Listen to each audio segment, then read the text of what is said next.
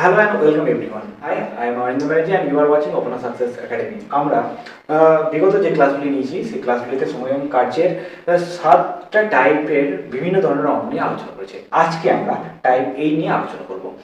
Type 8 এর প্রথম প্রশ্নটা কি বলছে দেখে নাও। টাইপ 8 এর প্রথম প্রশ্নটা বলছে এ ও বি একত্রে একটি কাজ 15 দিনে করতে পারে।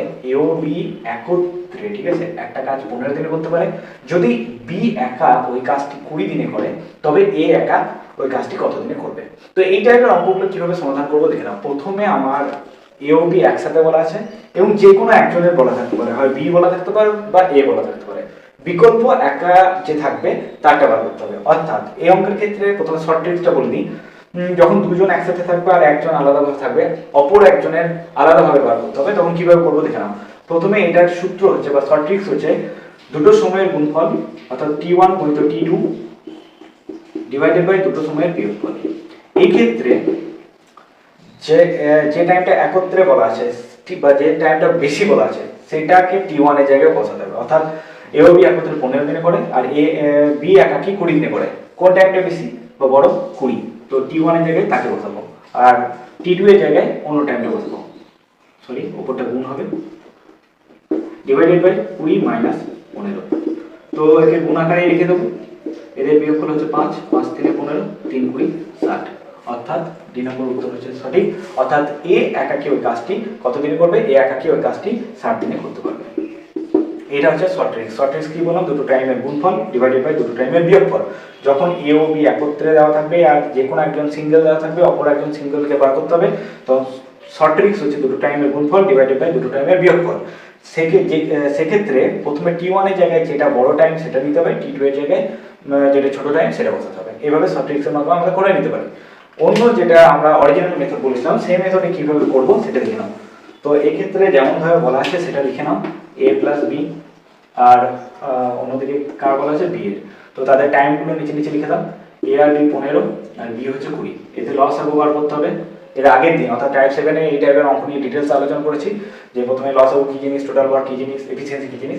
তো প্রথমে টাইম দুটো লিখবো, তারপর তাদের টোটাল ওয়ার্ক বা লস আউটটা বার করবো। 15 করে লস আউট হচ্ছে 60, ঠিক আছে। তারপর এফিসিয়েন্সি বার করবো। এফিসিয়েন্সি কি জিনিস? এই 60 কে 15 দিয়ে ভাগ করলে এ আর বি এর একত্রিত এফিসিয়েন্সি হচ্ছে 4 আর শুধু বি এর এফিসিয়েন্সি 60 কে 20 দিয়ে ভাগ করলে হচ্ছে 3। এরপরে আমরা কি করব? আমার জানতে হবে কার? জানতে হবে, দেখো এখানে বলেছে এর একাকি। তো কিভাবে সেটা বার করতে পারি? আমরা প্রথমে এফিসিয়েন্সি কি করে বার করব? শুধু এর এফিসিয়েন্সি কি করে বার করব? দেখো a প্লাস বি যেটা একত্রিত থাকবে সেখান থেকে সিঙ্গেলটাকে বাদ দেবো, ঠিক আছে। তো তাদের মানেরও বাদ যাবে, 4 থেকে 3 বাদ দাও, তাহলে বি বি কেটে গেল। তাহলে a এর শুধু এফিসিয়েন্সি কত হচ্ছে? 1। এটা সহজে কিভাবে বুঝবে দেখো, a আর b মিলে যদি 4 হয়, b যদি শুধু একাকি 3 হয়, তাহলে a অটোমেটিক্যালি 3 এর সাথে কত যোগ করলে 4 আসবে? 1। তাহলে এর নিশ্চয়ই 1 ছিল, বি এর 3, এ এর 1, মিলিত এ বি এর 4। তো এটা করারও দরকার নেই, তোমরা এখান থেকে করে নিতে পারো। আর যদি তোমরা ভাবো লিখে করবো বা বুঝে বুঝে করবো, তাহলে a প্লাস বি থেকে বি বাদ দাও, তাহলে শুধু a এর এফিসিয়েন্সি পেয়ে যাবে। এবার শুধু a এর এফিসিয়েন্সি পেয়ে যাবে, তাহলে শুধু a এর টাইম কি করে পারবে? সেই সূত্র একই, টোটাল ওয়ার্ক ডিভাইডেড বাই শুধু a এর এফিসিয়েন্সি। টোটাল ওয়ার্ক হচ্ছে 60, শুধু এর এফিসিয়েন্সি হচ্ছে 1, অর্থাৎ 60 দিন সময় লাগবে। তো এইভাবে আমরা করে নেবো, ঠিক আছে। আজকে টাইপ 8 এর 2 নম্বর প্রশ্ন নিয়ে। 2 নম্বর প্রশ্নটি কি বলেছে দেখো, এ ও বি একত্রে একটি কাজ 12 দিনে এবং এ বি সি একত্রে ওই কাজটি 8 দিনে করতে পারলে সি একাকি ওই কাজটি কত দিনে করবে। টাইপটা অনেকটাই এর 1 নম্বর টাইপের মতন। এই ক্ষেত্রে দেখো দুজন মিলে একটি কাজ 12 দিন করছে আর 3 জন মিলে ওই কাজটি 8 দিনে করছে। সেক্ষেত্রে সিঙ্গেলি সি একাকি কত দিনে কাজটি করবে এটা আমাদেরকে বার করতে হবে। তো এই ক্ষেত্রে আমরা শর্ট ট্রিক্সের নিয়মটাও কাজে লাগাতে পারি যে T1 গুণিত T2 divided by T1 minus T2। এখানে যেটা বড় সেটা T1 হবে, অর্থাৎ বড় মান কোনটা বলা আছে দেখো, 12 গুণিত 8 ডিভাইডেড বাই 12 মাইনাস 8। তাহলে 12 গুণিত 8 ডিভাইডেড বাই 4, 4 গুণে 8, 12 গুণে 24, 24 দিন লাগবে, ঠিক আছে। তো এটা হচ্ছে শর্ট ট্রিক্সে শুধু সি একাকি, ঠিক আছে। আর যদি আমরা ওই অরিজিনাল মেথডে করি তাহলে সেইভাবে কীভাবে করবো দেখো, একদিকে লিখবো a প্লাস বি আর একদিকে লিখবো a plus b plus c, বা যেটা বড় সেটাকে আমরা সাজিয়ে নিতে পারি। a প্লাস বি প্লাস সিকে একদিকে রাখলাম আর a প্লাস বিকে তার পাশে রাখলাম। তো a plus b plus c 8 আর a প্লাস বি প্লাস 12, এতে লসাগু হবে 24। 24 কে 8 দিয়ে ভাগ করলে a plus b plus c এর মিলিত এফিসিয়েন্সি হচ্ছে 3, আর 24 কে 12 দিয়ে ভাগ করলে a প্লাস b এর মিলিত এফিসিয়েন্সি হচ্ছে 2। অর্থাৎ এই ক্ষেত্রে ঠান্ডা মাথায় বুঝে নাও যে a b এর মিলিত এফিসিয়েন্সি 2 আর a b c মিলে হচ্ছে 3। তাহলে বলো a b এর সাথে c যদি যুক্ত করি তাহলে 2 আর কত যোগ করলে 3 আসবে 1। তো সেইভাবে তোমরা বুঝে নিয়ে ডাইরেক্ট করে নিতে পারো, আর নচেত তোমরা এইভাবে করবে a plus b plus c থেকে ওই a আর b কে বাদ দেবে, তাহলে 3 মাইনাস 2, তাহলে a plus b plus c, সেখান থেকে a মাইনাস b বাদ দাও 1, a b কেটে গেল, a b কেটে গেল, তাহলে c এর শুধু এফিসিয়েন্সি কত আসছে সেই একই আসবে 1। অতএব c এর টাইম সমান সূত্র কি ছিল টোটাল ওয়ার্ক বা c এর এফিসিয়েন্সি, টোটাল ওয়ার্ক এই ক্ষেত্রে হচ্ছে 24 আর c এর এফিসিয়েন্সি হচ্ছে 1, 24 কে 1 দিয়ে ভাগ করলে 24 দিন। ঠিক আছে, তো আমাদের উত্তর সেমই আসবে, যেভাবে তোমাদের সুবিধা হবে সেভাবে তোমরা করে নিও। তবে অরিজিনাল মেথডে করাটাই বেস্ট হবে, কারণ এই প্রসেসে অনেক বড় বড় অঙ্ক খুব সহজে নেমে যাবে। চলে আসি টাইপ 8 এর 3 নম্বর প্রশ্নটি নিয়ে। দেখো 3 নম্বর প্রশ্নটি কি বলছে, এ একটি কাজ 5 দিনে, বি ওই কাজটি 4 দিনে এবং এ বি সি একত্রে ওই কাজটি মিলিতভাবে 2 দিনে করতে পারে, তবে সি একা ওই কাজটি কত দিনে করবে। তো যেহেতু এখানে 3 জন চলে এলো, 3 জন এলে ওই শর্ট ট্রিক্সটা হবে না, তখন আমাদের অরিজিনাল মেথডেই করতে হবে। তো A B R A plus b plus C আমরা লিখে দেবো, তাদের নিচে তাদের টাইমগুলো লিখলো 5 4 আর এটা বলেছে 2। এদের মিলিত লসাগু হবে 20, 20 কে 5 দিয়ে ভাগ করলে এর শুধু এর এফিসিয়েন্সি হবে 4, 20 কে 4 দিয়ে ভাগ করলে বি এর এফিসিয়েন্সি হবে 5, আর 20 কে 2 দিয়ে ভাগ করলে এ প্লাস বি প্লাস সি এর মিলিত এফিসিয়েন্সি হবে 10।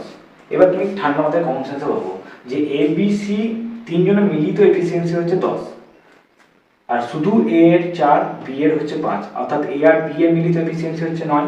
অর্থাৎ তুমি কমন সেন্স নিয়ে ভাবো 9 এর সাথে কত যোগ করলে 10 হয়, 9 এর সাথে 1 যোগ করলে 10 হয়, অর্থাৎ সি এর এফিসিয়েন্সি তাহলে কত হবে 1। এইভাবে আমরা দেখে দেখে বুঝে নিতে পারি।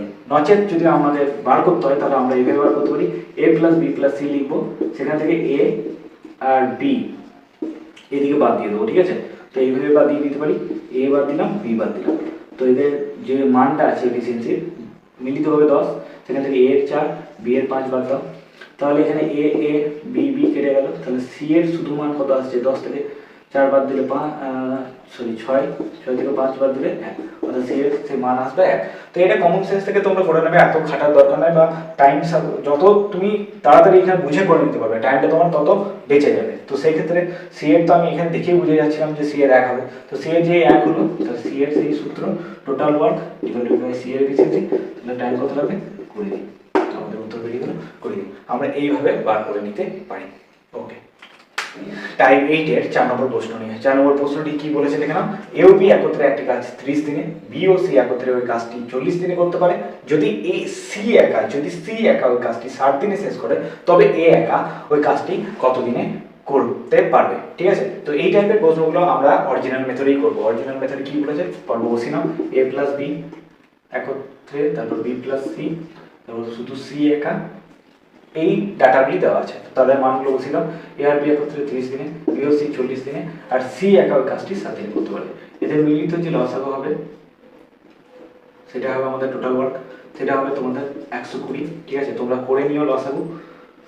তো 30 কে 120 দিয়ে ভাগ করলে এ আর বি এর মিলিত এফিসিয়েন্সি হচ্ছে 4, 120 কে 40 দিয়ে ভাগ করলে বি আর সি এর মিলিত এফিসিয়েন্সি হবে 3, আর 120 কে 60 দিয়ে ভাগ করলে শুধু সি এর এফিসিয়েন্সি হবে 2।